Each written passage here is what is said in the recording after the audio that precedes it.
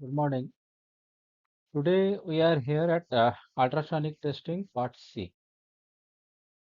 In this training session, we will discuss regarding the calibration of ultrasonic equipment and the necessary system calibration according to the requirement of ASME section 5 article 4. For the calibration purpose of ultrasonic equipment and the system, definitely we need some calibrator. That means that is known as the reference block.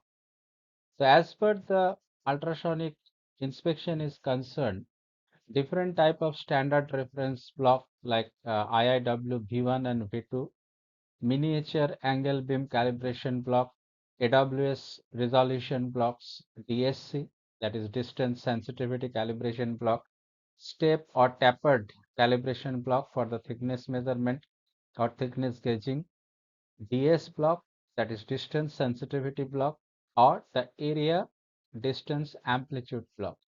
A lot of block is available for the calibration of your ultrasonic system.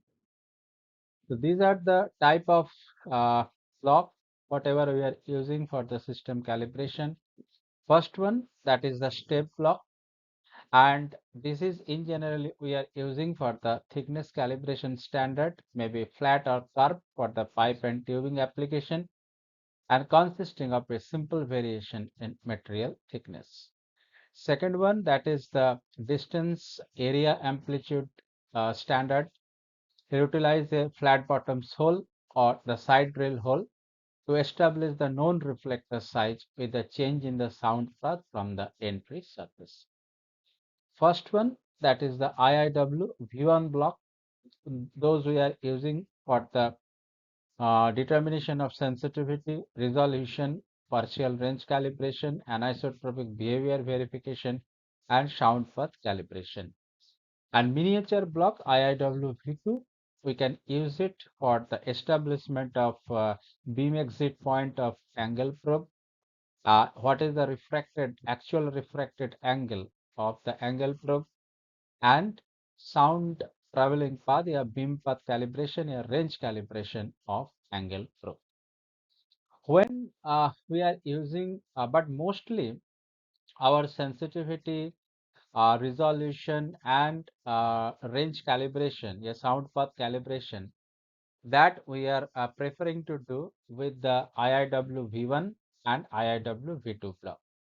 So in IIW V1 block, you can say it here, it's a 1.5 mm side drill hole is there, which is utilized to establish the sensitivity of the system.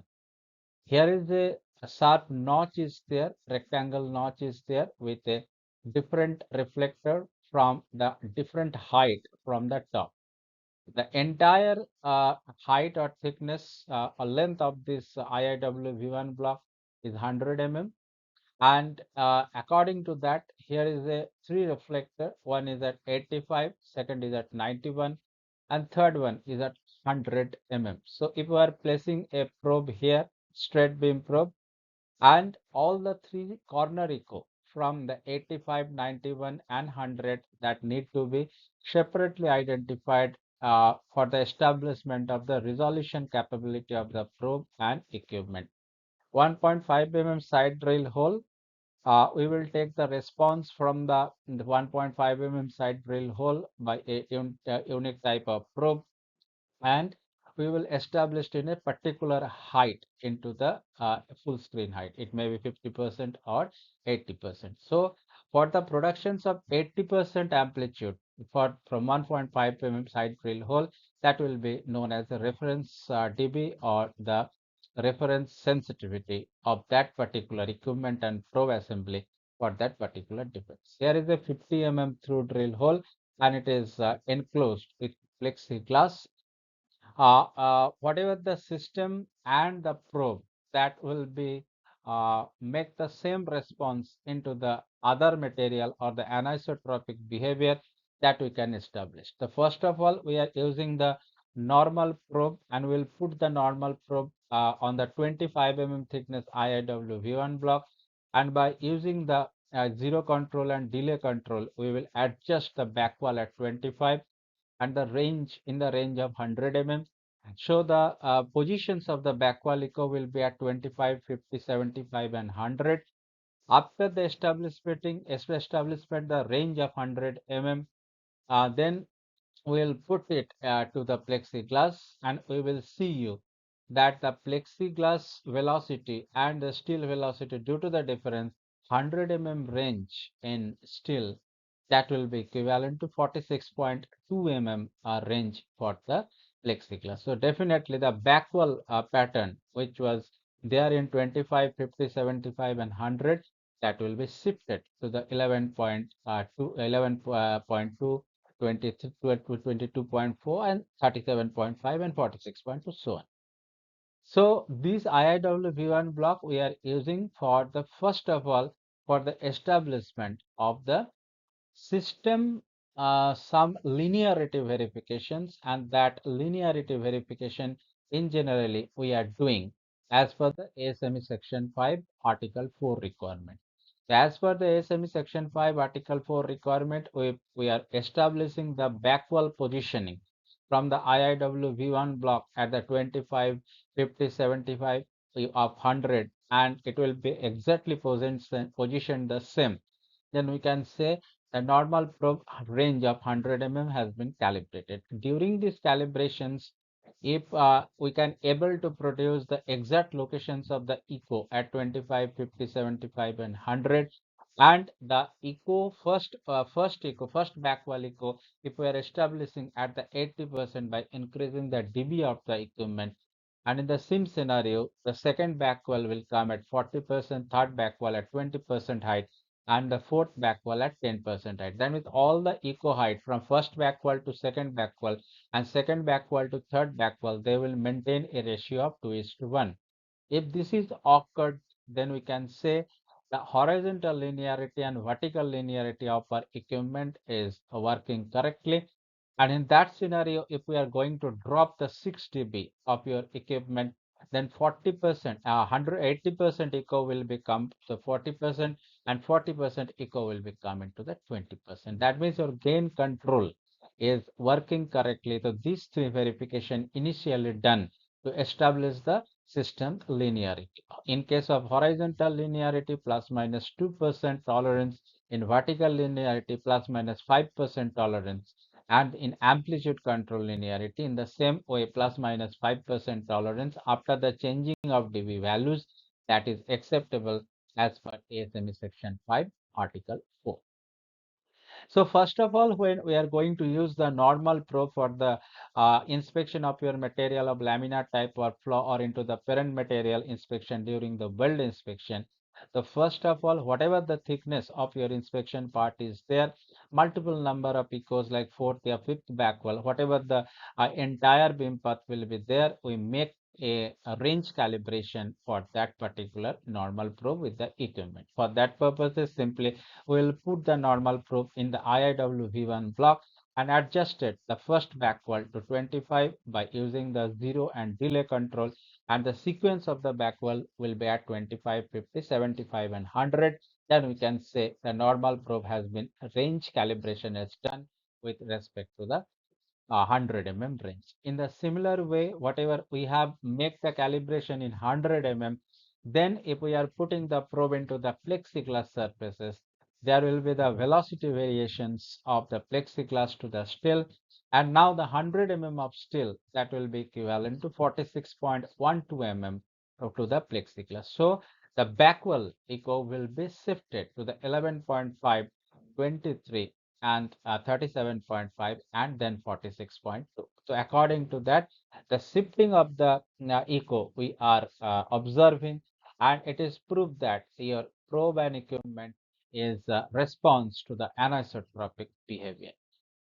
In some scenarios, when the heavier thickness part we are going to be inspected, in that scenarios into the due to the accuracy of the horizontal scale, suppose plus minus 1% or 2% tolerance has been accepted. So in 100 suppose we are making the tolerance of 2 mm. So in the 500 mm, it will be 10 mm variations will be there. So for the higher thickness job, particularly say we are inspecting a part of thickness of 200, 300 mm.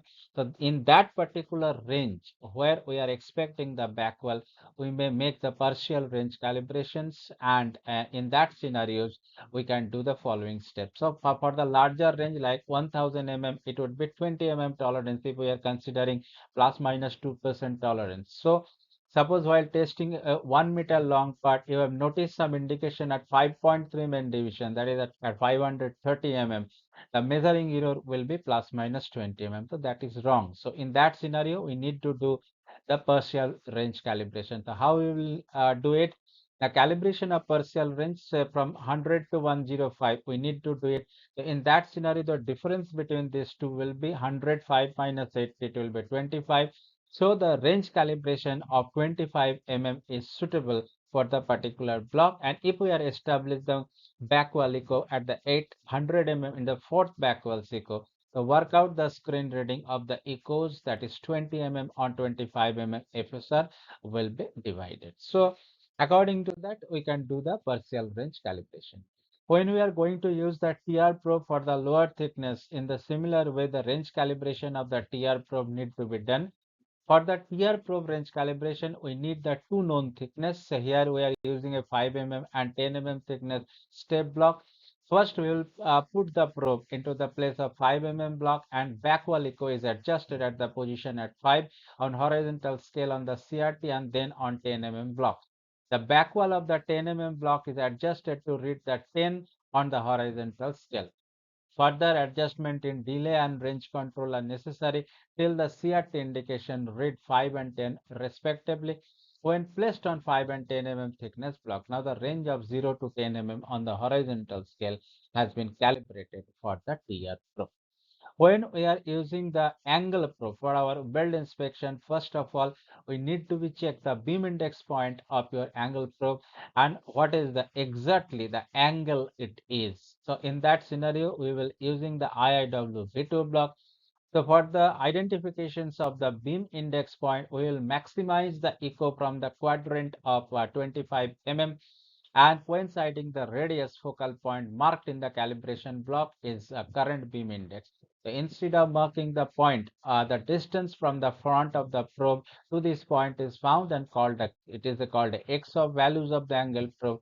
Generally, for the crowd camera or other miniature probes, it is approximately 12 m. For the determinations of the angle probe, checking of the angle probe, we will make the response from the 1.5 mm side drill hole from the IIW V2 block. We know the depth, what is the actual depth of the defect, and according to the depth verification and surface distance verification, whatever the beam path that will be showing you into your machine, we will reverse calculate by using the cos inverse depth by beam path, and it will give you the exactly what is the angle is there. After the verifications of the angle and identify the exact beam index point, then we need to be done the range calibration of the angle probe by using the IIW V2 block. So it's a wrong, it's a V2 block. So by using the IIW V2 block, we use it. So in that scenarios, we know that in the IIW V2 block, there are two curvature sites. One is the 25 mm and another is the 50 mm curvature site. So when placing the probe towards the 25 mm curvature site, and the first reflection from the 25 mm radius will be identified and positioned into the 200 mm range to the exact in the 25 by adjusting the 0 and delay control.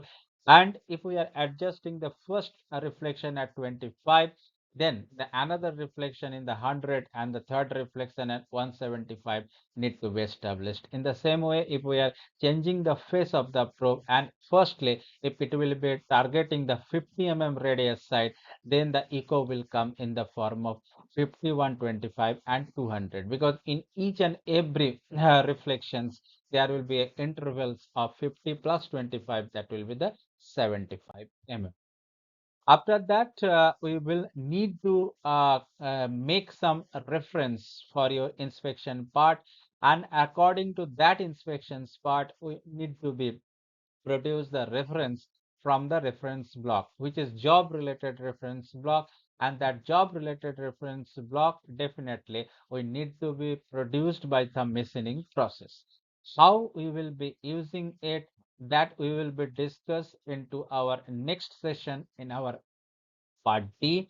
But the reference block for your job that will be established as per the ASME section 5 article 4 clause number T434. And in that care, for the non-piping calibration block, we can use the basic calibration block with the 3-side drill hole in T by 2, T by 4 and 3 T by 4 depth. And for the piping section of the less than 20 mm curvature, we can prepare the curved calibration block of 270-degree radius with the ID and OD notches. ID notches, two ID notches into the circumferential and axial direction, and two OD notches. One will be in circumferential and another will be into the axial direction. The dimensions of the notches and the dimensions of the side drill hole in basic calibration block, that all are given into the ASME section 5 article 4. We'll elaborately discuss into our next session, yeah, how this block is prepared, what is the P number is required for the calibration block, how heat treatment and surface finish is required. And from by using that reference block, we need to be establish the reference for your inspection. And that reference is in generally done by producing the DAC, distance amplitude correction card, or DGS, distance gain corrections card, for your inspection purposes. In generally, in ultrasonic inspection, there are different type of technique we are using. First one, that is known as the pulse echo technique. And in this pulse echo technique, transducers, we know that it send out a pulsar of energy, and the same on the second transducer listen for the reflected energy, and that is known as the echo. So reflection occurred due to the presence of discontinuity on the surface of the test article, and the amount of reflected sound energy is displayed versus the time, and which provide the inspector information about the size and location of the feature that reflect the sound. Next one is the through transmission technique. Here we are using the two probe. One is acting as a transmitter, another is acting as a receiver. Transmitting and receiving probe are on opposite sides of the specimens. They are to be in the same axis, and the presence of defect is indicated by receipt of an echo, which reduce the energy. It is not possible to get the depth of the defect. Third one, that is known as pitch catch technique. In generally, we are using two miniature probe of same nominal diameter and same nominal refracted angle, but on the both sides of the inspection axis.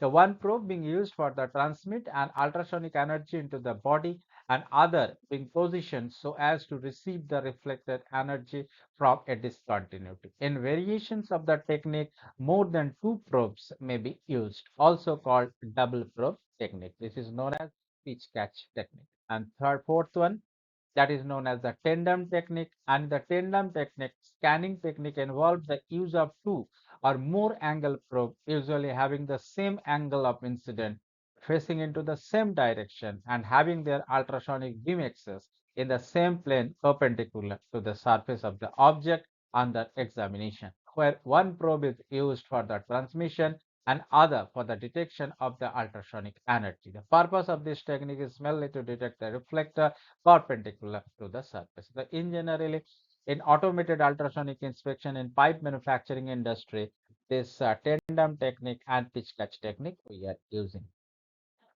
Uh, for the establishment of acceptance and rejection criteria in your inspection part, each and every equipment has a functionalities that is known as the DAC. DAC simply it is known as the distance amplitude correction curve. Say the same reflector of the same size are present in your object in different depth, and the sound traveling path from to get the reflection from the same diameter of reflector, definitely there will be the changes in sound path or beam path. And if the changes of sound path is there with the increase of beam path, there will be some attenuation loss of the reflected energy or the amplitude.